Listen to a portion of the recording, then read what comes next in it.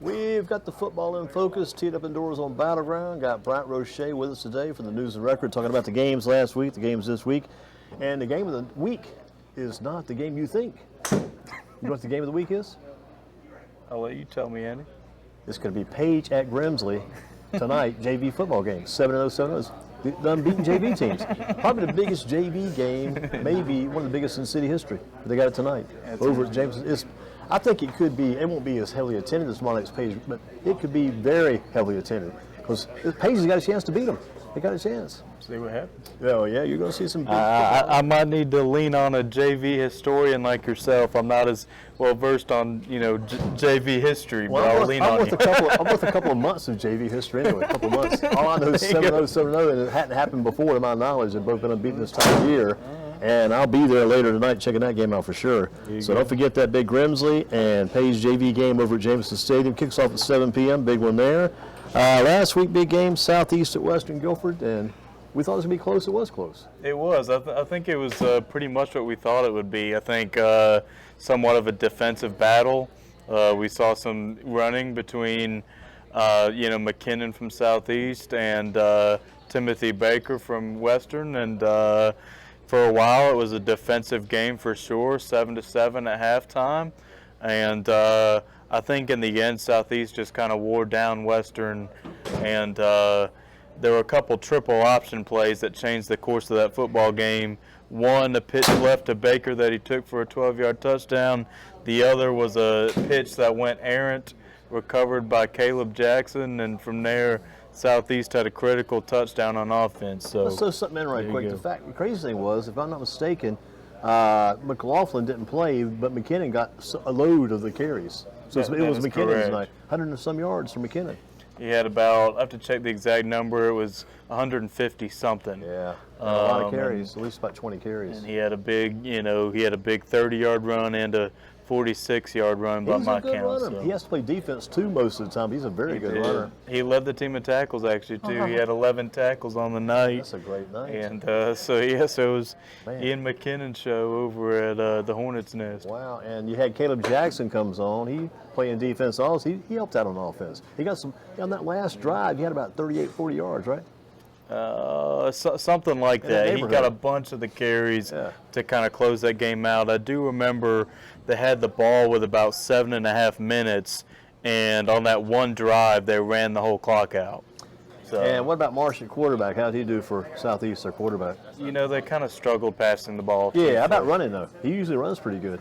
He got sacked a bunch of times, actually. Yeah, because you mentioned Western Guilford, the sack attack from the Hornets were helping out. To be honest with you, I believe I had Western with 6 sacks on the night, and so being honest, they kind of shut Marsh down, apart from a touchdown pass that he threw at one point. So did it go to Gladney? It did not go to Gladney. That one got at the bottom of the stat sheet. He only had about 1 catch the entire game. That guy who caught the touchdown pass, if I'm mistaken. It was.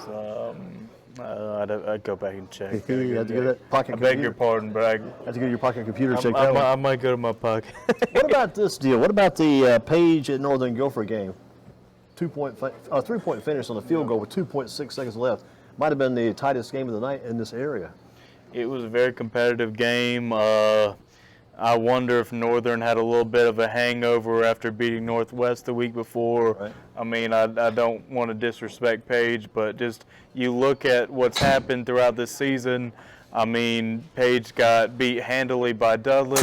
They got beat handily by not Grimsley, Northwest. Tabor and Reedsville, and so it's hard to imagine that you could reasonably think that those two teams would be in a close game with Northern being unbeaten. I thought I was watching a different. I didn't think it was the same Page team I'd seen before. It looked like a totally different team the way they were playing that night. Completely. The quarterback was playing well. The freshman quarterback played well, and their defense was playing well. They got some good athletes on defense. And the kid from Northern, our guy from last week on the show, Jackson Kemp, having a tough night throwing that ball because the defensive Page was just so good. Running the ball, different story. Northern ran that ball like dogs that game. They were tough. Yeah. Perhaps Kalen Hahn, a former defensive back, UNC Pembroke, all-time interceptions leader. Maybe he had something to do with that development there. You're probably right about that because, man, Page secondary getting a lot better maybe. And it looked like it, because against Northwest Guilford, they gave up 5 interceptions against the Vikings that night. You saw that one, I'm sure. You were there at that one, right? The Northwest Northern game? Yep, I was there, yeah. Thought so, yeah. Anyway, Page and Northern kind of setting the scene for Northern to take care of business versus Western Guilford to set up the Grimsley matchup. As long as Grimsley takes care of business against Page, I think Page probably, I hate to say this, I think Page about 3 touchdowns off the beat of Grimsley. Grimsley's 3 touchdowns better. Not to disrespect Page, but just say Grimsley's that good. And the fact is, Northern coming in, man, it's going to be tough against Grimsley because Northern against Northwest, 1 touchdown game. Northwest versus Grimsley, about a 4 or 5 touchdown game. Yeah, I mean, I think this could be more emotional than anything. For Northern, I mean, you can't look ahead to Grimsley. I know the temptation is there, but you can't look ahead of them. Well, they should have learned that lesson already, right? Because they were against a team like Page. What happened last week? Yeah, should have learned that lesson a week ago. Based on how that Page and Western game turned out, those 2 teams, in my mind, are pretty comparable, pretty even. I mean, Page barely beat Western, and Western has played some other teams tight, too. I mean, we just talked about Southeast. They, obviously, I mean, barely lost to Page. They've had some they were 4-1, and they've had some heartbreakers lately. Was it 3 straight losses? 3 straight losses there? So that would be 3 straight, yeah. So, I mean, they've played some teams tight, and they've been looking for, this has been a streak for a while now, but they've been looking for 5 wins for the first time since 2019 for 3 straight weeks. I thought it was going to be 5 wins the first part of the year. They give you a chance to get there 5, and that looks like it's going to be 5 wins. That's what it looks like now. Northern this week, then they got last game against Ragsdale. Ragsdale Southwest this week should be kind of a crazy game. Both teams struggling, so who wins that game? But what about Dudley? Dudley taking care of business right now. They've got the schedule. They're playing the schedule. They're taking care of business. I mean, that's all you can, say. I mean, in terms of what they've been able to do defensively, just holding the fort, I mean, I harken back to that opener against Page. They only scored 7, and that game was, already out of hand. They played Smith, and the one score, I did mention this to the the good folks at High School Overtime, the 1 touchdown was against their backups, like late in the game when it was basically already over. And so really, you think about that, and they've allowed 13 total points, and none of them have been in meaningful circumstances, and they've shut out everybody else. And then the offense, before the season started, Atmore was, the record-breaking quarterback. They found this groove with a rotation, and every time I've talked to Stephen Davis and Coach Antonio Hall, the offensive coordinator, who really makes the offensive decisions, he's going with this groove, and if it ain't broke, it ain't, don't fix it. And look at the pass percentage completion, about 80%, 2 combined, over 80%. Hard to top something like that. And then you got Eastern Guilford laying out there somewhere. They're laying in the bushes waiting to jump on somebody, Eastern Guilford Wildcats. Eastern Guilford, and I think we both thought this when this season started. We thought that they could be a team that, they had a couple new parts, some, new faces, a new offensive line, a new quarterback, some other, voids to fill. But after that slow start, I think we're starting to see what we thought they would be these last several weeks. And I think, as we thought, it's very likely a collision course between them and Dudley for the conference title once again. Next Friday night could be kind of crazy. You got like Northern headed toward Grimsley, championship possibilities. Got Eastern headed toward Dudley, championship possibilities. That's the way it looks next weekend. It's looking pretty big for this last week of the season. 2 possible big championship games. And last year, it was Dudley at Eastern, and Dudley took care of business. Very much so. I mean, I think you love when that last game is something special like that. I like it too. If I got a schedule where it's a little bit weak early, it's a little bit tougher every week. And Bills, and you got the biggest game last and knock them off. Then you got teams like others down the road. I don't mention names of any teams. We got teams like Hickory maybe down the road somewhere, possibility. I'd like to play against Hickory because those guys are pretty darn good. It was a nice press box, though. I got to say, good food. It was a nice press box. And they kept bringing the food in, which was nice. It wasn't just one round. The guy kept bringing more stuff in. I got to tell you, if I go down the road to Hickory, it's a little bit more of a drive, but the amenities weren't too bad over there. Don't get caught in a wreck on the way back from Hickory. You'll be in traffic an hour waiting in that traffic. Just cut your car off and sit there in the middle of the road. Other things to talk about. The Metro 4A finish. You got Grims looks to go first right now, possibly. Then maybe Northern. Who's next down the road real quick for those guys? Who do I put third in terms of who comes after these guys? My just overall thoughts? I think I'd go with Northwest. I think that, they did lose to Grimsley, in a tough game there. And obviously they lost a close one to Northern, but they took care of business otherwise. Overall, I really like their secondary between Herb McNeil, Austin Jackson. Offensively, they've been a little bit inconsistent, but I think overall I would put Northwest third. So I feel pretty comfortable. Grimsley possibilities, and you got like Northern, Northwest, and probably Western Guilford or Southeast next. Looks like. Southwest only beat Western by a touchdown. They're pretty even, pretty comparable. Page, I think Page is right in that spectrum. I mean, they barely lost to Western, so. I got to put Page sort of, Somebody's going to get left out in the playoffs, though. Somebody gets left out. Don't know who it's going to be. Probably one of those. They got 5 teams. One of those 5 down at the bottom will be left out, probably. Yeah, that's why I really thought Western that game. Western goes 5-5. They get left out. They're going to be sitting on the outside looking in. I really thought that game, Southeast and Western, was pretty critical. I really think that may have really damaged Western's playoff hopes. It's like Grimsley, Northern, Northwest, and then probably Southeast, the fourth to top. And probably a fourth. I think somebody gets left out. I think that's reasonable to believe. I think it is. Dudley, then Eastern Guilford. After that, who's left?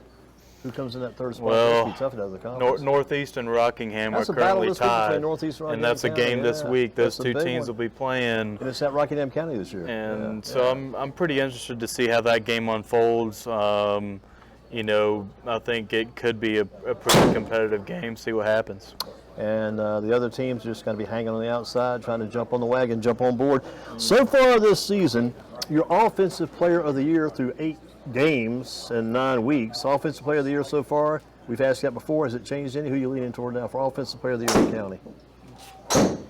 I think I'm still leaning on Mitchell Summers. I just feel like he's the straw that stirs that thing. Mm-hmm. And weird though. You look at this. He's a 2,000-yard rusher. Summers, right? 2,000 yards past 2 years. It's gonna be tough to get 2,000 this year. He's at like a 951 right now. I think what's going to happen. Same for Faison Brandon's numbers. It's crazy, isn't it? Yeah. I think when you go through these playoffs, though, those numbers are going to pile up as the games, and I believe that with some of the Dudley players too. The numbers are going to pile up when they start to play more meaningful games, and those players aren't going out at halftime or whatever. So, you're going to see the stats kind of look more, realistic as things kind of. What about your Defensive Player of the Year so far this year? Got a tie between Bryce Davis, Jordan Ratliff, who? Man, it's tough. I gotta say the guys that I'm gonna put in that conversation. I love Ratliff on the interior. I know interior guys don't get the love, but I did play 3-tech and nose at the college level, and I love watching his film. Yeah. I like Bryce Davis outside. He's had a great return season, so he's sort of a comeback player of the year type guy. I know I've mentioned to you Andrew Rogers, who just shows up game after game. Well, he's a sophomore, right? He's only a sophomore, 6'6", 240. He's a long kid. I'm telling you, that recruiting, for those that don't know about Andrew Rogers, his recruiting stock is going to rise after this season is over. Trust me. Andrew Rogers, defensive end from Dudley High. Give you one more player. This guy's on my list too. Austin Jackson, Northwest Gilbert. That guy's having a number crazy year. His numbers are crazy. He's a guy that runs to the football, an active safety, not just a cover kid, but he enjoys the contact, and I like watching that kid play. I'm also going to say, just to give Northern a representative because they've had such a run. I'm going to say Chance Cruz is the heart and soul of that football team. And I think I'll at least give him an honorable mention because he's had some big games for that undefeated team. And I think their defense has been really critical in their success, not just the Something offense. strange about last week's game, he didn't have any defensive numbers last week. Something with the coach different, I don't know, but he did have a 2-point conversion run of all things. How about that? You never know. Get your playmakers involved. Get your playmakers A guy from involved. Dudley years ago, man, when they went to the playoffs, they scrapped all the kicks. A guy named Major Bryant. Go back and look up Major on the old history list at Dudley. Major Bryant, 2-point conversion, guaranteed. I could look him up and I bring him in here, put him in this chair, say, just like James Summers from Page, the old quarterback. James, guaranteed, Major Bryant, 2-point run. He found his way. He just had a nose for the end zone. I couldn't stop him. Nobody could stop him. Me and you couldn't stop him. 2 guys. He still goes through. No stopping you. Hey, don't say that too much. Okay. Well, wait till Thanksgiving Day. We'll see, right? Thanksgiving Day football game. We'll see what happens that day. Anyway, where will you be at this week? Where are you headed?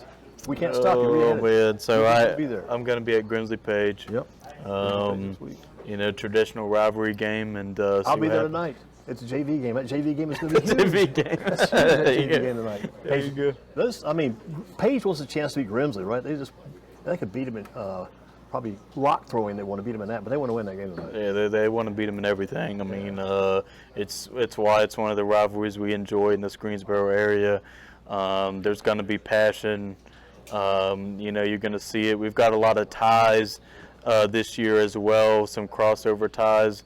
I know I talked to Evan Fancourt. We wrote a story about him and his different roles in this rivalry that came out this morning in print.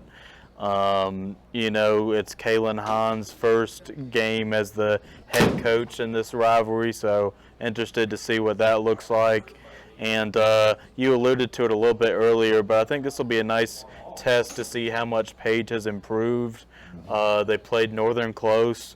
Like we said earlier, they did not play Dudley close. They did not play Reidsville close. But one thing about it, I don't want to close. take it too far, but the quarterback went out of the game that night. The quarterback, the freshman, Williamson, left the game with a potential concussion. I'm not sure what happened this week, but, you know, with the Northwest kid, Mitchell, he left the game before Northern game with a concussion. Didn't play the first half, came in the second half, so we'll see his availability tomorrow night. When Henson comes in, the senior, throws a good pass, just doesn't seem to have the same move him down the field type of ability. Got to be able to move the chains and get him down the field. I think it's a little bit of a different offense. When I see Williamson in there, I think they take more shots downfield.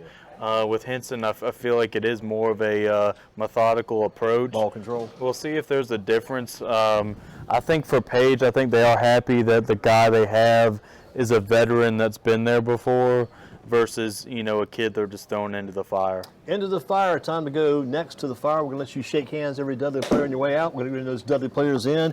Going to start with Jaquez Crawford. Jaquez Crawford, first man up tonight. We'll take a break, come back on the Football and Focus show here at Teed Up Indoors.